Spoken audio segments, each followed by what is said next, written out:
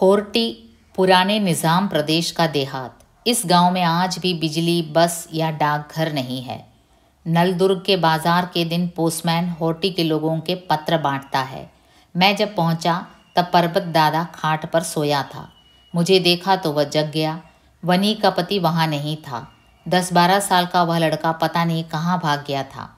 परबत दादा ने अपने 4 और साथियों को इकट्ठा कर एक लंगड़े बैल को काटा था। मांस के लोथड़े ही लोथड़े, सभी और खून के छींटे, मक्खियों की भिन भिनाहट। मेरे लिए उसने बैल काटा था। उस बैल का मांस खत्म होने तक मैं तुम्हें वापस नहीं भेजूंगा, ऐसा वह कह रहा था। मैं आश्चर्यचकित हुआ। आखिर मैं कितना खाता? बैल काट कर उसके हिस्से कर डाले गए थे। दलित बस्ती के लोग आकर अपना अपना हिस्सा ले जा रहे थे। परबत दादा हिस्से बेच रहा था। रत्नामाएँ मांस पका रही थी। चालू लड़कियां मेरी ओर देख कर मुस्कुरा रही थी। मैं पके मांस के टुकड़े खा रहा था। कुछ दिनों बाद मैं वापस आने लगा तो मुझे विदा करने के लिए परबत दादा काफ़ी दूर तक आया। वह लगातार कुछ कह रहा था। काफ़ी दूर तक जाने के बाद घाटी की ओर इशारा करके वह रजाकर के समय की यादें दोहराने लगा। उन दिनों होर्टी में मुसलमानों के घरों में जाकर हमने उन्हें पकड़ा। कुछ भाग गए, सबको पकड़कर इस मैदान में ले आए। बैल को काटते समय की छुरी तूने देखी है ना? उससे मैंने अपने हाथों से 11 मुसलमानों की गर्दनें धड़ से अलग कर दी थी। एक पंक्ति में सबको सुलाकर गर्दनें काटते और रात में उन्हें जला देते। मुसलमान औरतों का उपयोग गांव वाले रंडियों की तरह करते रहे।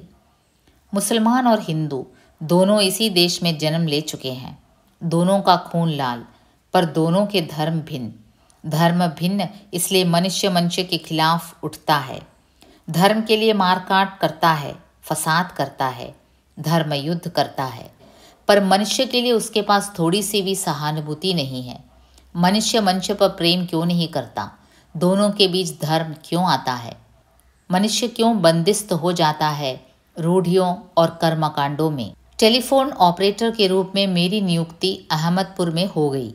अपनी शिक्षा मैंने अधूरी ही छोड़ दी। आर्थिक परेशानियों के कारण एमए न करते हुए मैंने नौकरी स्वीकार की। संतामाए और दादा अब काफ़ी वृद्ध हो चुके थे। मैं शादीशुदा था। मुझे अब अपने पैरों पर खड़ा होना ज़रूरी था। टेलीफोन विभाग में मुझे ऑपरेटर की नौकरी मिल गई थी, अहमदपुर में अर्थात मराठवाड़ा में। मराठवाड़ा नामांतर आंदोलन से धधक रहा था। मुझे भय महसूस होने लगा। नामांतर आंदोलन में टेलीफोन एक्सचेंज को आग लगाई गई थी। पुलिस चौकी पर आक्रमण हुआ था। पुलिस फायरिंग में 2 लोग मर चुके थे। वहाँ के विधायक के घर पर भी पत्थरबाजी हुई थी। सभी और भयावह वातावरण था। खासकर मराठवाड़ा में स्थिति विस्फोटक थी। फसाद शुरू हुआ था। दलित बस्तियां दिन दहाड़े जलाई जा रही थी। खून हो रहे थे। मराठवाड़ा बंद का आदेश भयावह लगता। महाराष्ट्र के सभी हिस्सों में लॉन्ग मार्च निकल रहे थे। दैनिक पत्रों में आगजनी और धरपकड़ की खबरें छप रही थी। मराठवाड़ा का यह आंदोलन पूरे महाराष्ट्र में फैल रहा था। मेरे रक्त के एक एक कण में एक आंदोलन आकार धारण कर रहा था। इस आंदोलन के नए पत्ते सूर्य की तरह तेजस्वी थे। दलित सवर्ण के बीच तीव्र द्वेष उभर रहा था। अंततः सरकार को नामांतर का निर्णय पीछे लेना पड़ा। बापूराव जगताव जोगेंद्र कवाड़े का नेतृत्व प्रेरणादायी लग रहा था। दलितों को मिलने वाली सुविधाएं, शिक्षा के कारण उनमें उभरती अस्मिता व स्वाभिमान और इस नई अस्मिता से जीने वाला दलित समाज, आंदोलनों के कारण उभरने वाला विद्रोही युवक, नौकरियों के कारण सुखी जीवन जीने वाला अछूत, धर्मांतर के कारण थोपे गए कामों के प्रति उसकी अरुचि, इन विविध कारणों से सवर्ण हिंदू चिढ़ गए थे। हजारों वर्षों से कुत्ते बिल्लियों की तरह उनके पैरों के निकट गुलाम बनकर जीने वाला यह समाज उनकी बराबरी करने की कोशिश में था। स्वभावतः उसके इस परिवर्तन और अस्मिता को स्वीकार करने के लिए वे कतई तैयार नहीं थे। ऐसी स्थिति में मुझे अपनी जाति छिपाना ज़रूरी लगा। लिम्बाले कहने के बाद लोग मुझे लिंगायत समझते। लिंगायत मुझे झट से नज़दीक लगते। मैं भी लिंगायत बस्ती में रहने लगा। शिव भजनों में रस लेने लगा। पहले ही सप्ताह में मैंने मित्रों को पत्र लिखा कि कृपया पत्र में जय भीम न लिखा करो। मराठवाड़ा में तीव्र जाति भेद है। नामांतर के झगड़े अभी जारी हैं। पटेल, जोशी आदि उपनामों के मित्रों से पत्राचार शुरू हुआ। डॉक्टर अंबेडकर की तस्वीरें, पुस्तकें बक्से में बंद करके रख दी। खांडेकर के उपन्यास या जासूसी उपन्यास पढ़ने लगा। किसी दलित मित्र को अगर कहीं रास्ते में दूर से ही देख लेता तो रास्ता काट कर दूसरे रास्ते से निकल जाता। अगर अचानक वह सामने आ जाता तो जय भीम कहने से पूर्व ही मैं उसे नमस्कार कर अलग हो जाता। मुझे अगर कोई जय भीम करता तो मैं केवल हाथ जोड़ता। सवर्ण मित्रों के साथ घूमते समय कोई जय भीम कहता तो मैं खुद को उनमें पराया महसूस करता। अपनी असलियत के पर्दाफाश का भय महसूस होता। मेरी खरी जाति का पता चल जाए तो लोग मुझे घर से बाहर कर देंगे, मुझे मारेंगे, मेरी पत्नी को सताएंगे। यह सोचकर मैं भयभीत होने लगा। साथ में बहन वनी भी थी। मुझे अपनी इज्जत का डर लगता। नौकरी छोड़कर भाग जाने की इच्छा होती। मैंने स्थानांतरण के लिए अर्जी दी पर कोई लाभ नहीं हो सका। मैं जाति छिपाकर जी रहा था। वह घर मुझे लाक्षागृह की तरह लगता। दादा और संतामाई वनी को गांव ले जाने के लिए आए। अब उसका विवाह ज़रूरी था। मैं वनी के लिए पति कहाँ और कैसे ढूंढता। मैं अक्करमाशी, अलावा इसके लिंगायत कहकर जी रहा था। संतामाई दादा की दरिद्रता से मैं लज्जित था।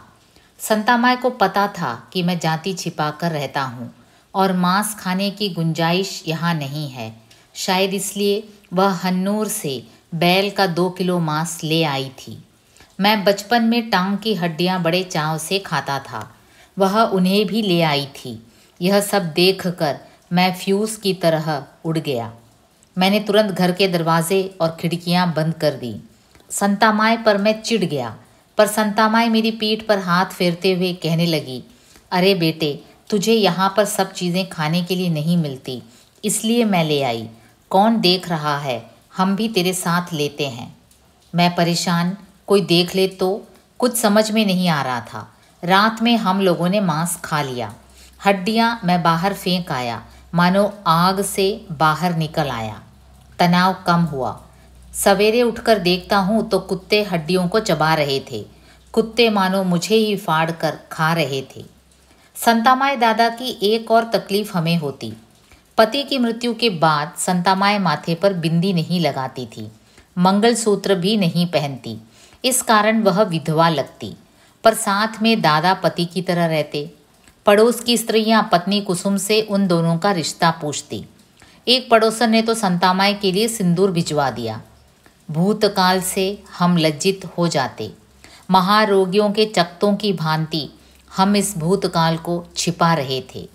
मेरे उपनाम से मेरी जाति का पता नहीं लगता था, इसलिए लोग ससुराल का उपनाम पूछते। मैं ससुराल का नाम कांबले न बतलाते हुए भोंसले या पवार या कुछ कह देता। दादा जब मुझसे मिलने आते तब पिता का आधार महसूस होता। उनमें और मुझ में धर्म कभी बाधा नहीं बना। कोई उनसे जाति पूछता तो वह कहते लिंगायत। मेरे लिए वह धर्म छिपाते। बस की यात्रा में माँ अपने लड़के की सही उम्र छिपा देती है आधे टिकट के लिए, उसी प्रकार वह मेरे लिए अपना धर्म छिपाते। धर्म का बोझ कुली की तरह हम ढो रहे हैं। जाति बिरादरी का यह बोझ हम पर क्यों लादा गया है? हम इसे क्यों नहीं निकाल फेंक सकते? जाति, धर्म, कुल, खानदान, इन सारे कृत्रिम बंधनों में हम मनुष्य और मनुष्यता को ही खोते जा रहे हैं।